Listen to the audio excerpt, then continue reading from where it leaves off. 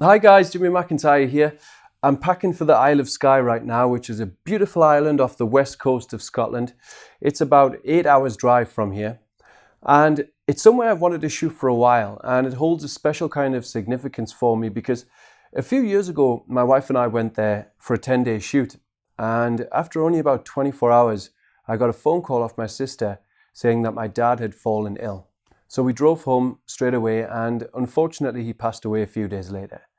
So it's not just a beautiful location, it's somewhere that I feel like I need to go, not necessarily for closure, it's just something I have to do. I don't know how to describe that really. But hopefully we'll get some nice weather. The Isle of Skye and Scotland in general is known to be unpredictable when it comes to weather, like many of these beautiful landscapes. So we never know what we're going to get. But I thought it'd be fun to bring you guys along so you can see what it's like behind the scenes, and hopefully we'll come out with some workable photos.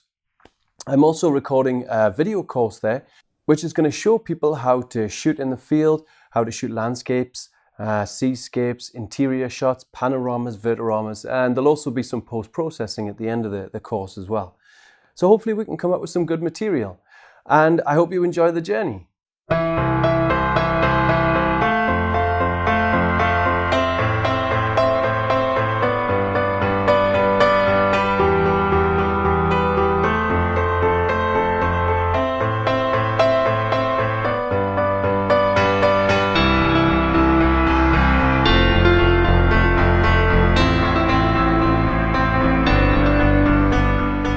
So this is the second night at Neast Point. We arrived in Isle of Skye yesterday.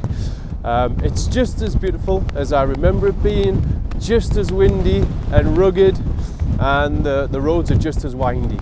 I don't even know if you can actually hear me right now because it's so windy. Yesterday there were a load of photographers here, and this is my number one spot, so I'm going to come back here quite a bit.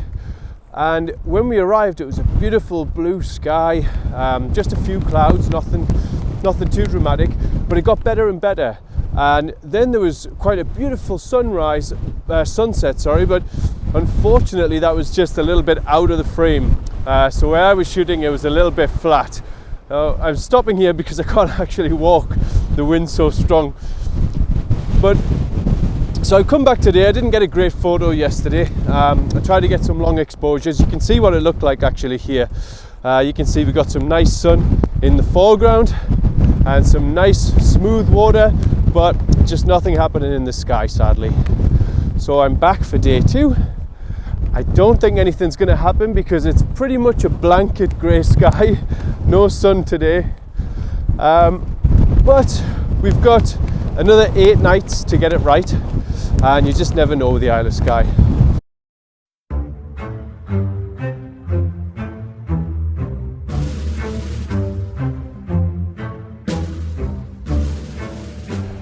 Well, that's the shoot over, and it wasn't really a success. I did get a little bit of movement in the clouds, an okay image, nothing spectacular. There isn't much of a sunset, as you can see, and I'm the only photographer here. And there's a really big rain cloud coming over, so I think it's time to leave quickly. But hopefully we'll get a nice scene tomorrow, some nice weather. But who knows? I mean, I once spent 4 weeks in Australia and only came out with one workable image in 4 weeks. Excuse me.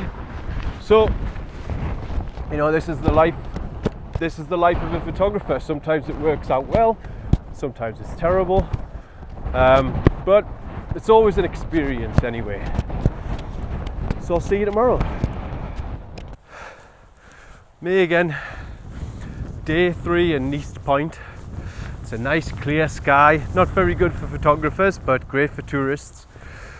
Yesterday I said I didn't come out with any particular images for this scene, because it was a little bit flat and hazy and the sky wasn't very dramatic.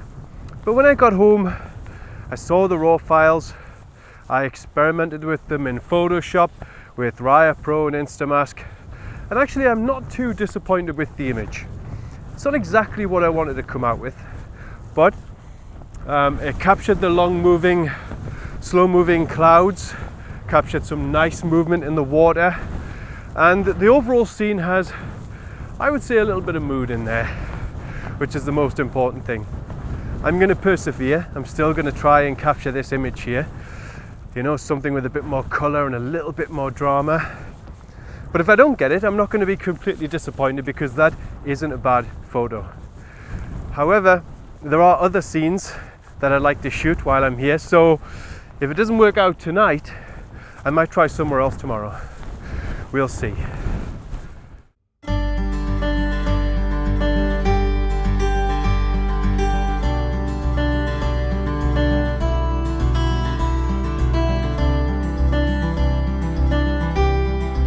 This afternoon, I'm at the Old Man of Skye. It's a big, massive rock face which comes out the side here. It's very impressive to look at, kind of otherworldly. You can imagine it being on something like Game of Thrones, you know. It might have even been filmed here, I've got no idea. I came here this afternoon just to scope out the location for sunrise. We're going to be coming back at 3 o'clock in the morning. It'll be nice and dark and cold. Shouldn't be too many people here. It's about a 45-minute hike up to the platform where you take photos, and hopefully we'll get a nice sunrise. The clouds are looking pretty good. The weather forecast is looking good, so you never know. And again, I might bring out my ND filters. I think I need to shoot at a longer focal distance. I'm using my 24 to 70mm this time. I might use my B&W ND filter, but I'm not quite sure. We'll see how the mood feels in the morning. So when I got home from the Old Man of Skye this afternoon, I put my raw files onto my computer just to experiment with them, because I'd taken a few recon shots just to see what the location was like, and it turns out that I actually captured some decent images. You know, nothing spectacular, but pretty good, especially considering I wasn't supposed to be taking any shots there.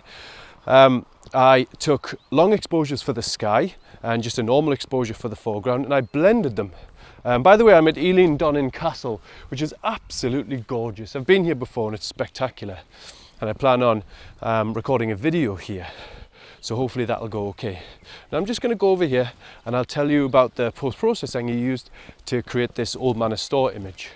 So as I was saying, I was really happy with the image from the Old Man of Skye. I feel like I had some pretty good mood and some nice movement in the clouds, but I had to capture 3 separate long exposures for the clouds, because I could only use a 10-stop ND filter, my B&W ND filter. And the reason why I had to use 3 was because it was the middle of the day, so there was so much light that I couldn't actually produce an exposure longer than 30 seconds. I do have a 6-stop and a 10-stop for my 14 to 24 Nikon lens, but I was using my 24 to 70 there, and I've just got the 1 screw-on filter. So there wasn't really anything else I could do. I could have just dealt with what I had, but I really wanted those long moving clouds. So I took 3 shots right after each other, 3 consecutive shots, and then I brought them into Photoshop and I combined them to create this long exposure effect. Now, if you don't know how to do that, if you've never seen that before, if you check the description of this video in YouTube, you'll see a link to a long exposure tutorial that I already created.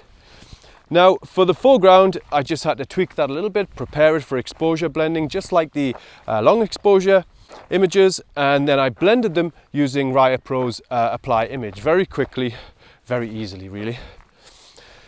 And obviously I had to do a little bit of dodge and burning just to add some extra mood to the image. There's quite a lot of post-processing involved in both of the images so far, but I quite like that. That suits my style. I know it's not for everybody, but you know, we've got to do what we've got to do. So there's actually a pretty spectacular sky unfolding here. There's about an hour before sunset. So if these clouds stay the way they are, we might be in for something special. I don't know if we're going to get anything good, but we'll see. And my plans for sunrise have changed a little bit, because I'd planned to go to Old Man of Skye first thing in the morning, well, about 3 in the morning. But now that I've got an image that I like, I might go somewhere else. Or I might just stay in bed. I'm not sure, we'll see.